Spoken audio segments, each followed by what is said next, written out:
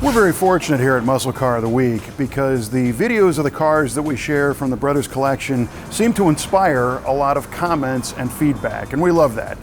People share all kinds of great stuff. Sometimes they point out things that we got wrong, sometimes they have questions, other times they have great stories of cars of their own or stories about a similar car that we've shown here on our show. And we don't always have the time to address every comment, obviously, but sometimes we like to take a minute to respond to some of our viewer comments. So we're going to do that today. And we're also going to introduce another member of the Brothers Collection team that maintains and looks after the cars.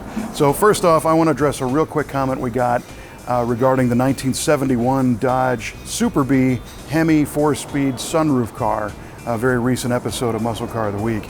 And the comment we got was that somebody said, I said that these were a factory installed sunroof, which is very rare in number.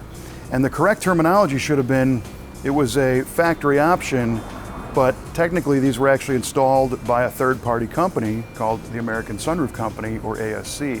And that's true. Very sharp observation. And to tell more of that story, we have another factory optioned sunroof Mopar coming up on a future episode of Muscle Car of the Week, and we're going to tell a little bit more of that story about how ASC made that happen. So, nice comment. But at this point, there's a question we get very often, and that is, how come you guys don't drive these cars out on the street? You seem to be doing your video in the parking lot and on the premises where these cars live. And to answer that question, I'm going to introduce a gentleman named Doug Dwyer. And Doug is a crucial member of the Brothers Collection team. Doug maintains not only the cars from a mechanical standpoint and prepares them for our video shoots, but he also does a lot of behind the scenes work with paperwork and documentation on the cars. And there are a handful of people that maintain the collection, and we're very happy and fortunate to be able to work with them all. They're all very, very helpful. And today we're putting Doug on the spot to answer that very question of how come these cars don't get driven on the street.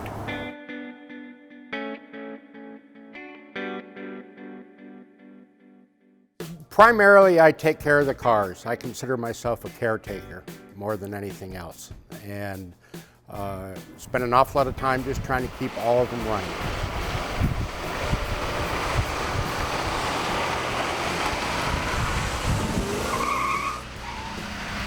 As far as actually driving them on the street, there are some logistical issues, licensing and registration issues that we always have to be aware of. Once in a while, if the timing is right and it's late at night or really early in the morning, we might sneak one out for a run around the block, but we generally like to keep them off the public highways. And to be honest with you, one of the things is we're just so darn nervous about something happening to them that I'd hate to take one of these cars out like a daily driver and get T-boned, because some of them are irreplaceable. And it isn't just a matter of the dollar amount of damage. It's, can the car be replaced? And that's a consideration at times.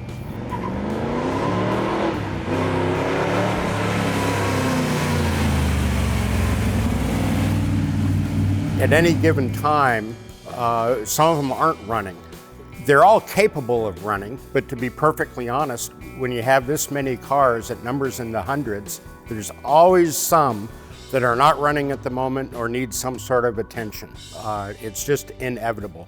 And it's a perpetual thing to go around and check the cars for whatever they need. And as a matter of fact, one of the beauties of this Muscle Car of the Week is it gives us a very good reason to haul the cars out and get them serviced, make sure they run, and sort of give them a once-over and exercise them. But at any given time, like I say, they're all capable of running, but at any given time, there's going to be a few that won't start, or the brakes won't work, or the floats are stuck in the carburetors, and that's just the name of the game with old cars.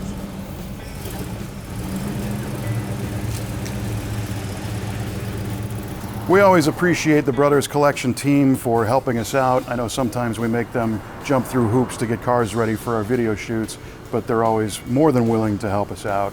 And we'll hear more from Doug on future episodes of Muscle Car of the Week, not only answering questions, but providing additional feedback about feature cars. And you can provide feedback. We always look forward to that. Leave us comments wherever you see them. Be sure to subscribe, and we'll see you next time with another tremendous car from the Brothers Collection on Muscle Car of the Week.